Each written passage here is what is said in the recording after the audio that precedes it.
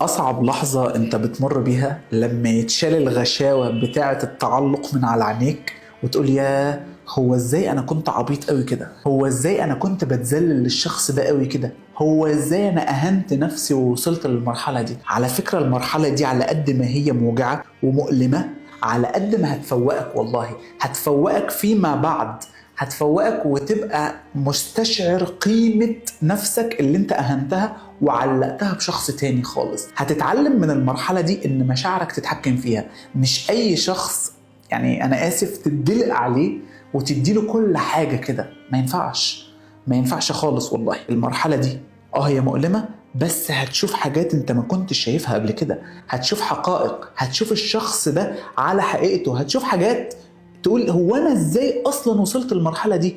ده بقى فيما بعد ان شاء الله لما حضرتك تقبل على علاقه جديده هتبقى واعي جدا انك ما تكررش نفس الاخطاء اللي حضرتك كررتها في العلاقه اللي فاتت.